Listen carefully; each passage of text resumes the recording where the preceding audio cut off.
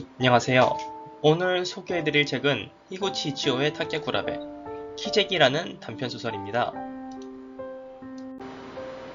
먼저 작가 소개부터 간략하게 해드리겠습니다. 히구치 이치오는 메이지 유신 이후 일본의 근대 작가 중 첫 번째 여성 작가입니다.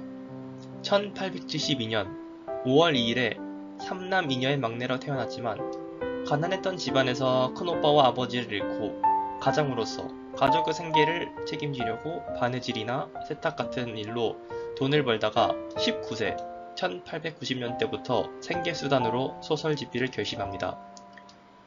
히구치 이치오는 1896년 24세 젊은 나이로 요절했는데 세상을 떠나기 전 첫 달 금음날, 키재기, 탁한 강 등 14개의 명작을 남기고 갔습니다. 오늘은 그 14개의 명작 중 키재기를 소개해드리려 합니다. 낭독을 앞서 작품을 간단하게 우선 소개 좀 해드리겠습니다. 해당 작품의 배경은 요시와라 유각의 빈민가를 배경으로 사춘기 소년 소녀들이 어른이 되어가면서 부딪히는 사회적 현실과 변화를 다룬 단편소설입니다. 등장인물로는 미도리. 미도리는 흰 살결에 콧날이 오뚝하고 인매가 작진 않아도 야무져서 흉하지 않다 등으로 표현되며 현 시대에서 가난한 집안 및 비천한 직업을 가진 요시와라 유각의 오일한 여동생입니다. 신요.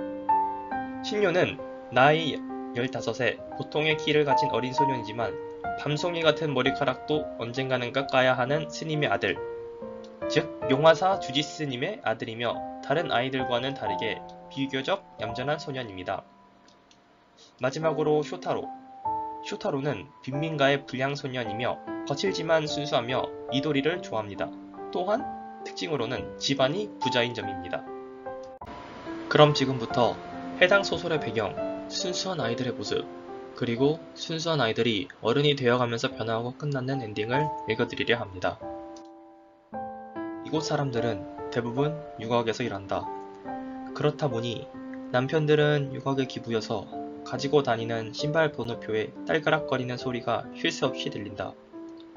해질 무렵 겉옷을 걸치고 나가는 등 뒤로 부싯돌을 쳐주는 마누라의 얼굴을 보는 것도 어쩌면 이것이 마지막일까 늘 걱정하지 않을 수가 없다. 때때로 취한 손님들의 칼부림질에 휘말리고 이따금씩 유곽 내에서 일어나는 동반자살의 실패에 따른 원성을 사는 등 늘 신상이 위태롭기 때문이다. 유곽의 기부라는 것은 만약의 경우에는 목숨까지 건 직장인데 놀러 나가는 듯이 보일 때도 있으니 웃기는 일이다. 딸들은 그나마 격이 높은 큰 가게에서 잔심부름꾼으로 일할 수도 있다. 그들은 유곽 안 7칸의 찻집에서부터 손님은 안내해오는 등의 일을 하고는 있지만 초롱불을 앞세워 안장걸음으로 뛰는 수행을 졸업하고 나면 과연 무엇이 될지 걱정하지 않을 수가 없다. 결국엔 유곽에서 일하는 것이 좋을 것이라고 생각하는 것도 이상하지 않은가. 해당 부분은 축제 기간 때의 미도리와 쇼타로의 대화 내용입니다. 이 축제 때의 차림은 너무 잘 어울려 나도 부러웠어. 나도 남자라면 그런 모습을 해보고 싶어. 누구보다도 멋져 보였어. 돌연 미도리는 쇼타로를 칭찬한다. 별로야. 너야말로 예뻤어. 유곽 안에서 가장 아름다운 오마키보다도 더 예쁘고 다들 그래. 네가 내 누이였다면 얼마나 자랑스러웠을까. 어디 가든 따라가서 뻐기고 다닐 텐데. 형제가 한 명도 없으니 할 수 없지. 미도리야, 이 다음에 같이 가서 사진 찍지 않을래? 나는 마츠리 때의 모습으로 너는 스키야의 아라지마 차림으로 멋지게 꾸미고서 스이도지리의 가토 사진관에서 사진을 찍자. 용화사의 신유 녀석이 부러워하게. 정말이야. 녀석은 틀림없이 화를 낼 거야. 파랗게 질려서 화낼 거야. 그렇지만 내색을 안 하니까 빨개지거나 하진 않겠지. 아니면 웃을지도 몰라. 웃어도 상관없어. 크게 찍어 간판에 내걸면 좋을 텐데. 넌 싫으니? 싫은 듯한 얼굴인데. 휴타로는 조심스레 미도리의 안색을 살핀다. 이상한 얼굴로 찍히면 네가 싫어할 테니까. 미도리는 웃음을 터뜨린다. 슈타로는 높고 아름다운 미도리의 웃음소리를 들으니 기분이 나아지는 듯 했다. 어느덧 시원한 아침은 지나 햇볕이 뜨거워졌다. 쇼타야, 밤에 또 우리 집에도 놀러와. 냇물에 등불이라도 떠내보내면서 물고기를 잡자. 연못의 다리가 고쳐졌으니 무서운 곳은 없어. 미도리는 말을 던지고 일어나서 걸어간다. 쇼타로는 그 모습을 기쁜 듯이 바라보며 참 아름답다고 생각한다. 마지막으로 소설의 끝부분입니다. 미도리는 그날을 시작으로 마치 다시 태어난 듯이 행동한다. 볼 일이 있을 때 유곽의 언니 집에만은 가지만 무슨 일이 있어도 동네에 가서 놀지 않고 친구가 심심해서 데려와도 다음에 하며 건성으로 말하고 그렇게 사이가 좋았던 쇼타로하고도 어울리지 않는다. 이제는 언제나 부끄러운 듯이 얼굴만 붉히며 예전 같은 문방구 가게에서의 활발함은 다시 보기 힘들게 되었다. 남들은 이상해하며 아파서 그런가? 하고 걱정하는 이도 있지만 미도리의 어머니는 혼자 웃으며 곧 개구쟁이 본성이 드러날 거야. 이것은 휴식이고 하면서 다 알고 있는 듯이 말을 한다.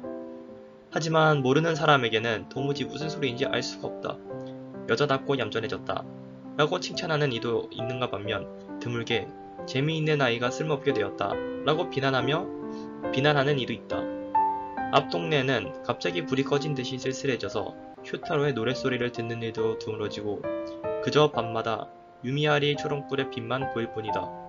그것은 쇼타로가 일숫돈을 거들어 다니는 것인데 제 방을 가는 그림자도 왠지 춥게 느껴진다. 가끔 동행하는 상골의 목소리만 여느 때와 다름없이 익사를 떠는 듯 들렸다. 마무리로 가난하지만 착하고 순수한 아이들의 모습을 볼 수 있었지만 이 모든 건 비극적인 생활 환경인 유곽에서 일어나는 거였습니다. 이러한 환경에서 모두가 어른이 되어가면서 변화하는 신경의 변화들을 볼 수 있었지만 결국 비참한 생활 환경 속으로 흡수되며 이 일을 각각 적응해 나가는 참담함을 볼 수 있었습니다.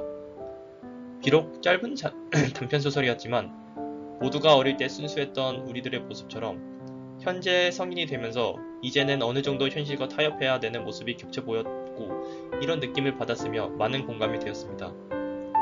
이상으로 히구치 이치오의 타케쿠라베 오디오북을 마치겠습니다. 감사합니다.